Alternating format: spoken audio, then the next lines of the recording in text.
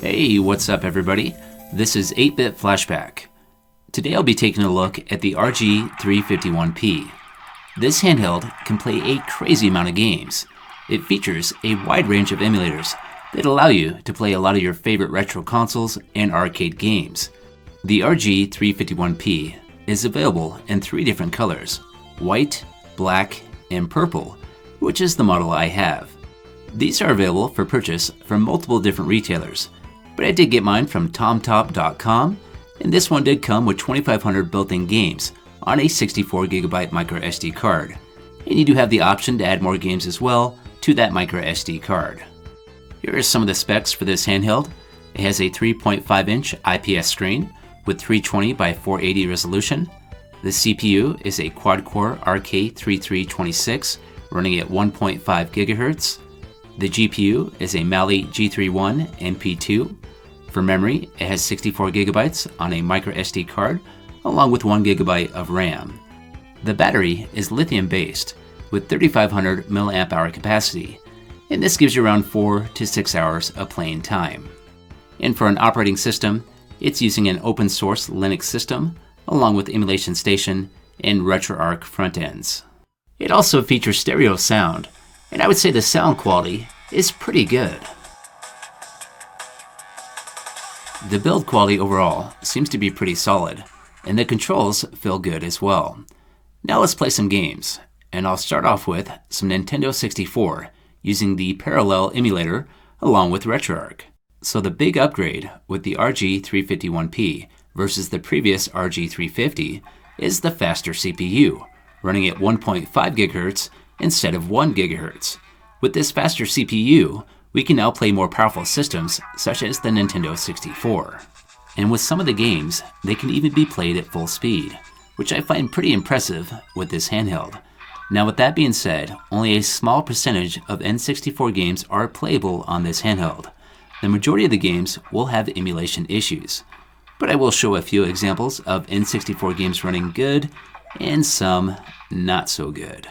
So this is Gex, and I would say it's playing it pretty close to full speed most of the time, making this game very playable, but it does have a couple small glitches here and there you'll see on the screen. And here is Turok, which is also running at very close to full speed. As you can see on the counter there in the right hand corner, it's running at about 59.5 frames per second. But every once in a while, if there's a lot happening on the screen at the same time, that frames per second might drop to about 58.5, but I'd say the game is still playable. Now I'm going to go ahead and play this game here for just a few. And one thing I would like to mention is I am having a little bit of a hard time using the controls, but you can change the button mapping. Since this is running through Retroarch, you can change the button mapping to whatever you choose, but for now I'm just going to leave it alone. And something else I would like to mention is there's somewhat of a red glare that's visible on the screen. Now this is not visible by me when I'm playing it, but for some reason with my recording equipment it did pick up this glare, and I'm not really sure why it's doing this. To access the Retroarch menu, I can tap down on both of the thumbsticks at the same time. That'll take me to this menu here where I can save games, load games, exit the game, and various other settings. So I just saved the game, and now I'm going to play on here for just a few. Now I'm going to go ahead and test out the saved game state and make sure it loads back to where I was. So we'll go down to load state. And it looks like the save game state is working correctly. Now I'm going to go ahead and exit the game, and I can do that by pushing both thumbsticks. Then go down to either close content or quit Retroarch. And now we'll pick a different game. We'll try San Francisco Rush. Now here's an example of a game that doesn't run so good. So the frames per second on this has dropped all the way down to 43, which makes this game unplayable. And this is using the same parallel emulator. And I'll test out another emulator here in just a few. So as you can see, it's doing not so well.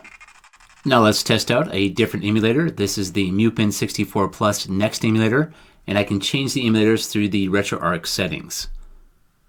So the frames per second is just a little bit higher, but it's not enough to make the game playable, and there's actually some more graphical glitches going on with this emulator. But it does look kind of neat with all those tires being orange. It looks like they're glowing red hot. Okay, let's test out one last Nintendo 64 game. This is Duke Nukem 64, and I am using the Parallel emulator. This game is running at very close to full speed, but it does have some emulation issues. There's a lot of items that you can see through walls, kind of giving you an X-ray vision effect, but that's not how the game's supposed to be. Although I did find that at certain times, this issue did come in handy, but apparently it didn't help my shooting skills. As far as how the controls feel for the analog thumbsticks, the D-pad, and the rest of the buttons, they all seem to be working great, and I'm not having any issues with the buttons as far as how they work. The only issues I do have is how the buttons are laid out, and that's where you can custom map those buttons as I mentioned earlier. And now it's time to try out some PlayStation. And for the first game, we'll try Tenchu Stealth Assassins using the PSX rearmed emulator. As far as the emulation goes for PlayStation on this handheld, I think it does a great job. With most of the games, they play at very close to full speed, if not full speed. Which means I can play a lot of my favorite PlayStation games without any issues.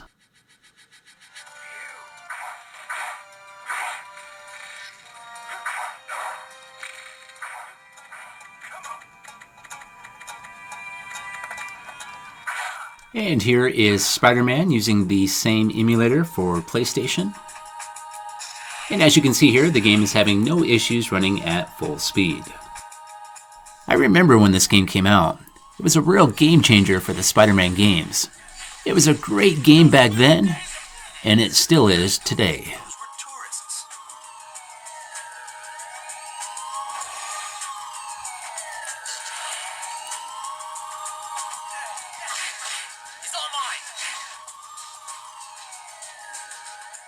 Here's another PlayStation game. This is Mortal Kombat 4, using the same PSX rearmed emulator. And again, that frames per second is staying at full speed, which is right around 60. So Mortal Kombat 4 marked a huge turning point in the Mortal Kombat gaming franchise. It was the first 3D entry. I remember the first time I played this on the original PlayStation, and at first I wasn't the biggest fan. I was really used to those 2D games with the digitized characters, and I had all my moves down. But when I tried out this game, the 3D controls really threw me off, and it took me a little while to adjust. Now let's try out one more PlayStation game. This is Castlevania, the Dracula X Chronicles, using the same emulator. So full speed for this game is around 30 frames per second. And for the most part, the frames per second stays pretty high when using this emulator. But sometimes that frames per second does dip down to around 28, which does cause some emulation issues, such as the sound stuttering. So out of all the PlayStation games I tested, which is about 20 or so, this was the only game that gave me any issues. Now let's move on to some arcade games. This is Bad Dudes using the MAME emulator. And this emulator is more of a standalone emulator, meaning it doesn't run through Retroarch. And as you can see here, this handheld has no issues running older arcade games such as Bad Dudes. And there's no frames per second counter that's included with this emulator, so I can't display that on the screen. But as far as I can tell, it's running at full speed.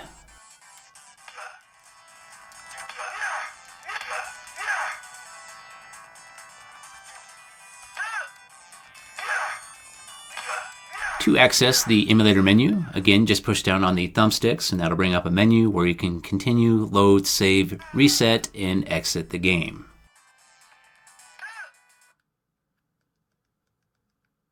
Now let's try another arcade game using the same emulator. We'll try Mortal Kombat 2. And unfortunately, it didn't perform very well with this game.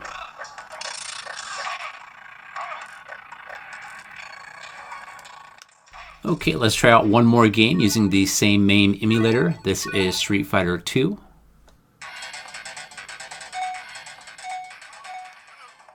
And from what I can tell, it seems to be playing fairly well, although the sound sounds a little weird.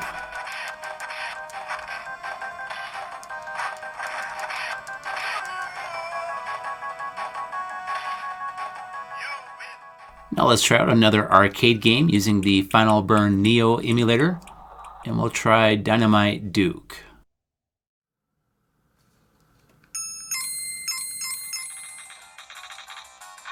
And with this emulator, it is running through Retroarch, so I was able to display the frames per second counter on the right top corner of the screen. And this game is playing great, running at full speed.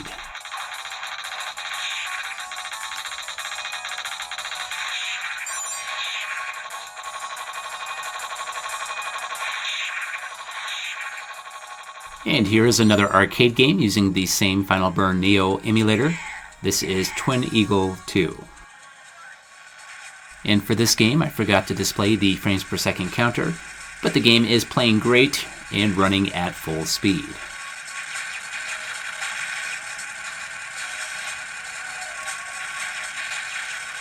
Now let's try out some Super Nintendo, and we'll start off with Doom.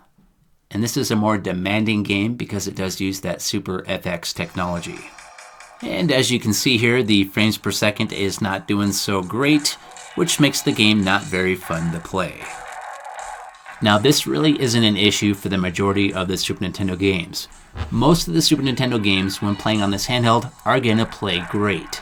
Doom is an exception because it uses that Super FX technology, and there might be some other emulators you can try out on this handheld that will play this game a little bit better. Here's an example of a Super Nintendo game that's playing great and running at full speed. This is Wolfenstein 3D.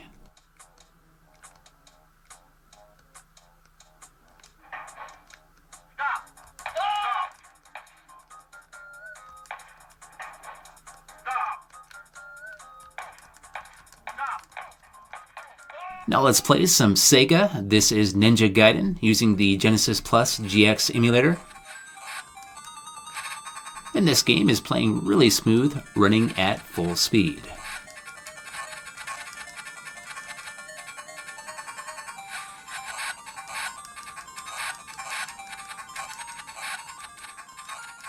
Okay, let's move on to some Game Boy Advance using the VBA Next emulator. And this is He-Man.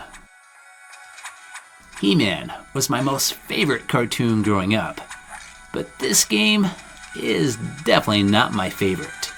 But it is running at full speed and playing really well.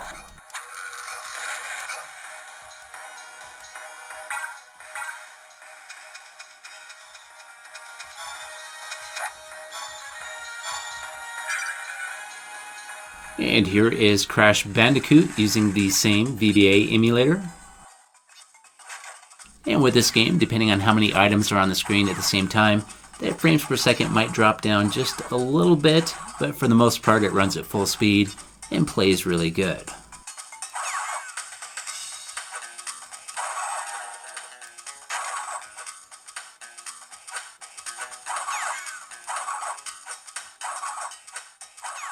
And we'll finish off this video with Battletoads for the Nintendo Entertainment System.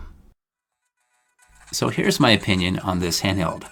There's a lot of similar retro handheld consoles out there, but the RG consoles such as the RG350 and the RG351P seem to be a step up in quality.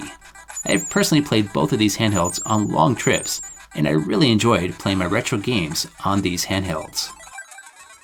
Okay, it's time for me to go. If you liked this video, if you could, hit that like button, and have yourself a great day, and I'll see you next time.